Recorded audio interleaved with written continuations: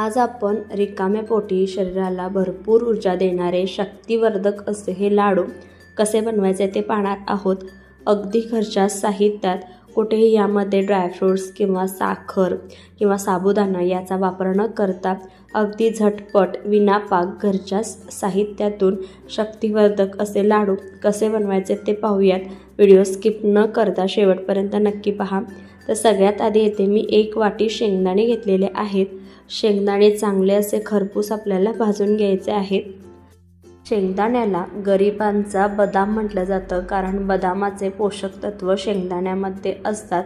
शेंगदाण्यामध्ये भरपूर प्रमाणात प्रथिने, जीवनसत्वे, अँटीऑक्सिडंट भरपूर आहेत, त्यामुळे रोगप्रतिकारक शक्ती वाढवायला मदत करते।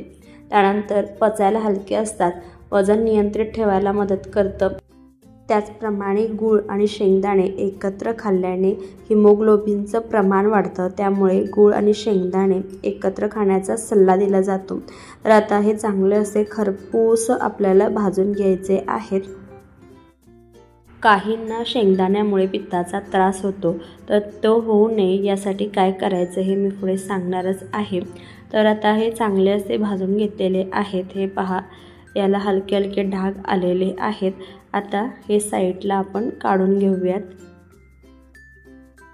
त्यानंतर यामध्ये अर्धी वाटी सुकं खोबरं घालायचं आहे। तर आता याचं प्रमाण जे आहे शेंगदाणे आणि सुकं खोबऱ्याचं तुमच्या आवडीनुसार तुम्ही जास्त किंवा कमी घेऊ शकता। तर अर्धी वाटी इथे मी सुकं खोबरं घेतलेलं आहे। तुम्हाला माहिती आहे का की एक जरी सुकं खोबऱ्याचा तुकडा तुम्ही खाल्लात तर तुमचं पोट भरलं जातं, त्यामुळे शरीराला ऊर्जा देण्याचं काम सुकं खोबरं करतं।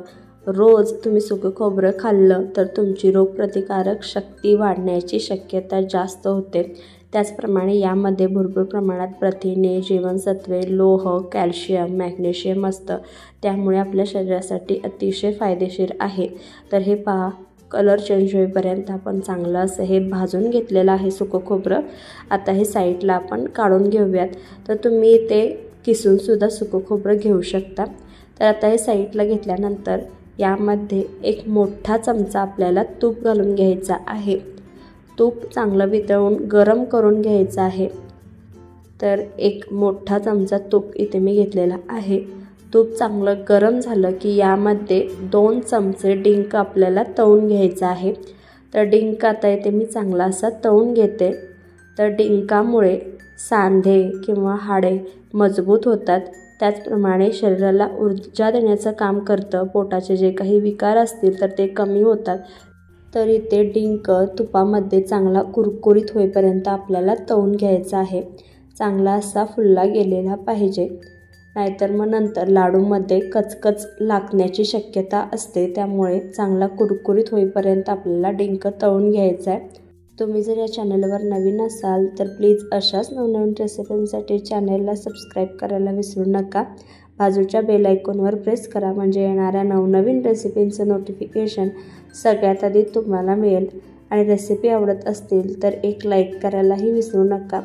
तर आता दुसरी बॅचसुद्धा डिंकाची मी अशाच पद्धतीने तळून घेते आणि आता हा डिंक साईडला काढून घेते। या लाडूमध्ये घातलेले सगळे जिन्नस अगदी घरातील हातचेच आहेत। वाटल्यास तुम्ही आणखीन यामध्ये पदार्थ ॲड करू शकता। तर शेंगदाणे चांगले असे थंड झालेले आहेत। शेंगदाण्याचं आपल्याला साल काढून घ्यायचं आहे। सालीमध्ये सुद्धा भरपूर प्रमाणात जीवनसत्व असतात, पण इथे जर तुम्हाला शेंगदाण्यापासून पित्ताचा त्रास होत असेल तर शेंगदाण्याची सालं पूर्णपणे काढून घ्यायची आहेत। तर इथे मी थोडीशीच शेंगदाण्याची सालं काढून घेते। सालासकट इथे मी लाडूमध्ये याचा वापर करणार आहे। तर थोडी थोडी अशा पद्धतीने याची सालं काढून घ्यायची आहेत आणि त्यानंतर एका गाळणीवर हे शेंगदाण्याचे जे साल आहेत ते काढण्यासाठी शेंगदाणे त्यावर घालायचे आहेत। आणि हे पहा, अशा पद्धतीने साल अगदी अलगदपणे आपले वेगळे होतात। तर ही साल तुम्ही चटणीमध्ये वापरू शकता। तर आता हे पहा, अशा पद्धतीने साल मी साईडला काढून टाकते। तर थोडी थोडी सालं मी ठेवलेली आहेत। तर आता अशा पद्धतीने या शेंगदाण्याचा लाडूमध्ये वापर करून घेणार आहोत। तर इथे सुकं खोबरं, त्यानंतर डिंक तळून घेतलेलं आहे, शेंगदाणे आणि इथे अर्धी वाटी गूळ मी यासाठी वापरणार आहे। गूळ मी बारीक असा चिरून घेतलेला आहे आणखीन काही पदार्थ तुम्हाला आवडत असतील तर तुम्ही यामध्ये ॲड करू शकता. तुम्ही खारीक ॲड करू शकता किंवा तुम्हाला ड्रायफ्रूट्स वगैरे हवे असतील तर ॲड करू शकता. तर आता हे सगळे जे आहेत ते एका मिक्सिंग जारमध्ये मी काढून घेतलेले आहेत.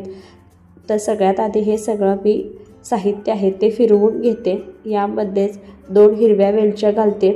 तुम्हाला आवडत असेल तर सुंठ पावडर किंवा जायफळसुद्धा घालू शकता. तर आता हे फिरवून घेऊयात. तर हलकंसं ओबडधोबड इथे मी हे फिरवून घेतलेलं आहे. यामध्येच अर्धी वाटी गूळ चिरलेला घालायचा आहे आणि आता हे सगळे जिन्नस चांगले असे एकत्र करून घ्यायचे आहेत. शेंगदाणे आणि सुकं खोबरं याला ऑलरेडी तेल सुटलेलं असतं, त्यामुळे बाइंडिंग याला मदत होते. एक्स्ट्राचं तूप घालावं लागत नाही. तर हे चांगलं असं मी फिरवून घेतलेलं आहे. एका भांड्यामध्ये काढून घ्यायचं आहे आणि लाडू वळवून घ्यायचा आहे. तर सुरुवातीला हे सगळं चांगलं असं मी मिक्स करून घेते आणि त्यानंतर लाडू वळवून घेते. लाडू अगदी अलगदपणे पटापट वळले जातात, जास्तही वेळ लागत नाही. तर सुरुवातीला हे चांगलं मी साहित्य मिक्स करून घेते. तर तुम्ही इथे पाहू शकता अगदी अलगदपणे आपला हा गोळा तयार झालेला आहे. तर लाडूसुद्धा अतिशय अलगदपणे तयार होतात, कारण शेंगदाण्याला आणि सुक्या खोबऱ्याला तेल सुटत असतं, त्यामुळे त्यामध्येच आपले हे लाडू छान असे वळले जातात. हे पहा, पहिला लाडू बघता बघता वळला गेलेला आहे आणि अतिशय पौष्टिक असे हे लाडू आहेत. घरच्या साहित्यातून झटपट विना पाकाचे लाडू तयार होतात आणि आता नवरात्र जवळ येत आहे, त्यामुळे उपवासामध्ये दिवसभर शरीराला ऊर्जा देणारे असे हे लाडू आहेत. त्यामुळे एकदा नक्की ट्राय करून पहा. दुसरा लाडूसुद्धा अशा पद्धतीने अगदी झटपट आपला तयार होतो. तर हे पहा, दुसरा लाडूसुद्धा आपला अगदी पटापट तयार झालेला आहे. अगदी पटापट लाडू तयार होतात, जास्त वेळ लागत नाही. हे पहा, आता सगळे लाडू मी अशाच पद्धतीने तयार करून घेते. तर इथे आपले रिकाम्या पोटी शरीराला भरपूर असे ऊर्जा देणारे शक्तिवर्धक असे उपवासाचे लाडू तयार झालेले आहे. अतिशय पौष्टिक असे लाडू आहेत. विना पाकाचे लाडू तयार होतात, कोणालाही जमतील इतकी सोपी रेसिपी आहे. तर तुम्हाला ही रेसिपी कशी वाटली कमेंट करून नक्की सांगा. जितक्या जास्त जमेल तितक्या जास्त नातेवाईकांना, फ्रेंड्सना व्हिडिओ आवर्जून शेअर करा. जाता जाता व्हिडिओला एक लाईक आणि चॅनेलला अशाच नवनवीन रेसिपीसाठी सबस्क्राईब करायला विसरू नका.